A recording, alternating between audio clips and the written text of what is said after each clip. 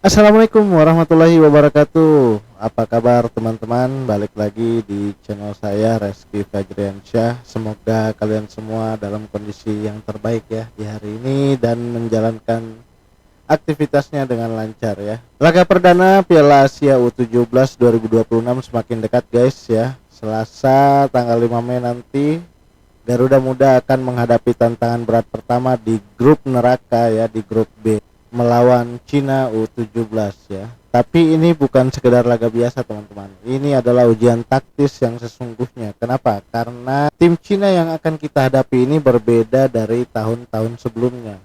Mereka datang membawa 7 pemain yang punya pengalaman Eropa guys ya. Tentu saja Coach Kurniawan Dwi Yulianto sudah menyiapkan perubahan taktis yang signifikan. Kita akan bedah semuanya di video ini. Tapi sebelumnya saya mengucapkan terima kasih yang sebesar-besarnya buat kalian yang selalu support channel ini, buat kalian yang sudah subscribe channel ini. Buat yang belum subscribe, yuk buruan subscribe karena kita akan kupas semua tentang timnas di channel ini ya. Tanpa berlama-lama lagi, yuk kita masuk ke pembahasannya.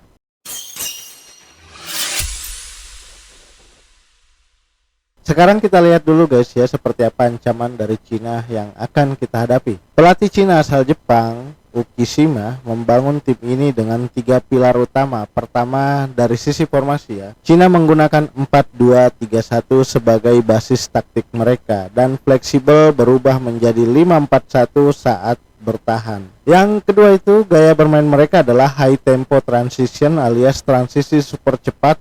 Mereka melakukan serangan balik dalam tempo 8 detik setelah merebut bola guys. Ini tuh bukan isapan jempol ya, ini hasil dari analisis media Cina sendiri yang saya dapatkan setelah meriset bagaimana mengenai timnas U17 Cina ini ya. Yang ketiga itu, senjata utama mereka adalah intensitas fisik dan penguasaan udara dengan duet maut Kwon Siu Loi dan Shuai Wei Hao sebagai ujung tombak yang mematikan di kotak penalti.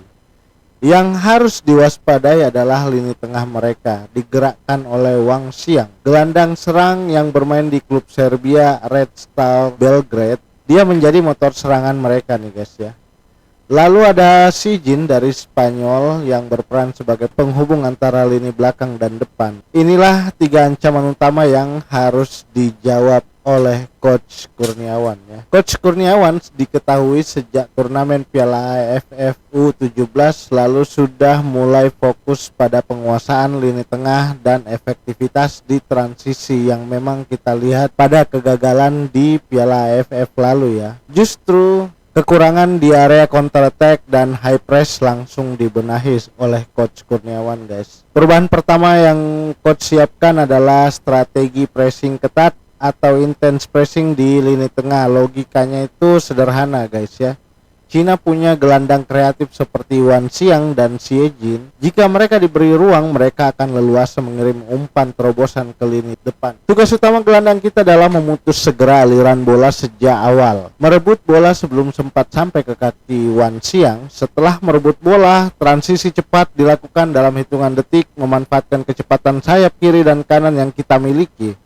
Harus melakukan serangan balik cepat. Ini bukan cuma rencana guys ya, ini sudah mulai diuji dalam sesi latihan kemarin dan laga uji coba melawan Arab Saudi U17 pada tanggal 28 April kemarin ya. Walaupun kalah tapi sudah terlihat progres permainannya guys ya. Perubahan kedua yang tak kalah penting yaitu Coach Kurniawan disebut mulai mematangkan formasi 4 back yang sebelumnya terus dilakukan eksperimen termasuk pada saat mengikuti turnamen AFF ya. Formasi ini sudah mulai menemukan bentuknya guys, sudah mulai menemukan figur-figur pentingnya ya. Memang 4-4-2 ini termasuk formasi yang lebih aman dan efektif dalam menjaga stabilitas pertahanan ya, sekaligus memberi ruang buat serangan balik cepat. Mengapa formasi ini krusial guys ya? Karena Cina dikenal unggul dalam transisi. Dengan formasi 4 back yang solid, kita tidak akan mudah terbuka saat kehilangan bola.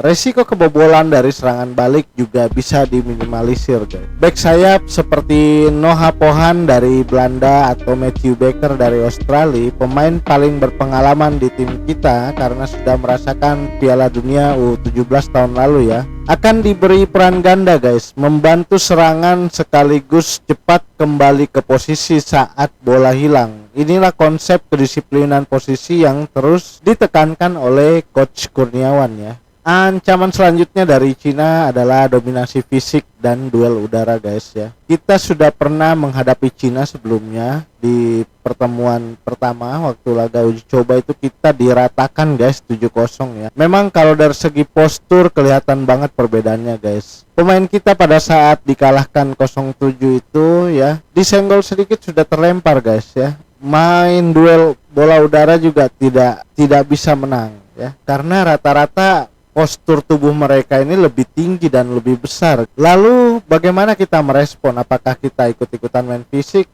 Nah, Coach Kurniawan punya jawabannya, guys. Coach Kurniawan itu mengambil pendekatan yang cerdas, menghindari duel fisik yang tidak menguntungkan dan fokus pada permainan bola tanah yang cepat dan teknis. Karena jika kita lihat dalam duel fisik, Cina akan diunggulkan jauh ya. Tapi jika kita bermain dengan agility dan speed, kita bisa membongkar pertahanan mereka melalui umpan-umpan pendek dan pergerakan tanpa bola yang cepat. Jadi kunci serangan kita itu bukan dengan bola-bola panjang seharusnya ya. Bukan dengan bola panjang langsung ke kotak penalti, tapi dengan kombinasi 1-2 cepat ya. 1-2 sentuhan dilakukan dengan cepat melebar ke sisi sayap lalu masuk ke kotak 16 pertahanan lawannya. Pemain sekelas Muhammad Kafi, gelandang serang yang punya visi dan kemampuan passing terobosan ke area sempit, itu akan menjadi kunci dalam strategi ini.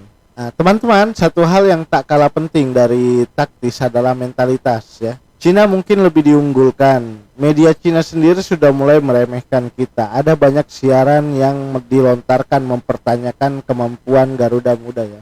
Tapi melihat keyakinan Coach Kurniawan yang sangat santai menanggapinya ya, bahkan bagi coach ya itu sebagai motivasi tambahan untuk anak-anak asuhnya.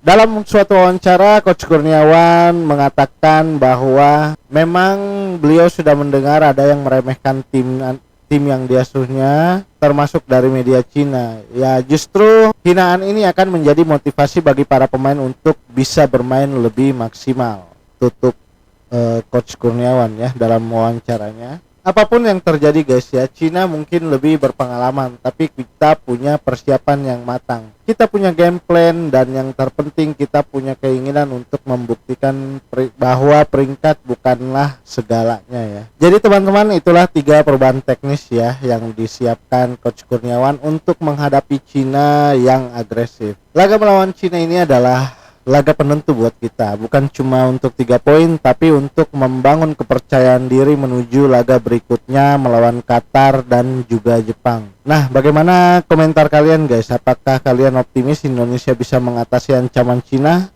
Tulis prediksi skor kamu di kolom komentar ya. Jangan lupa like, subscribe dan nyalakan lonceng notifikasinya, karena di channel ini kita akan membahas terus tentang timnas, tentunya dari sumber-sumber berita yang bisa dipercaya.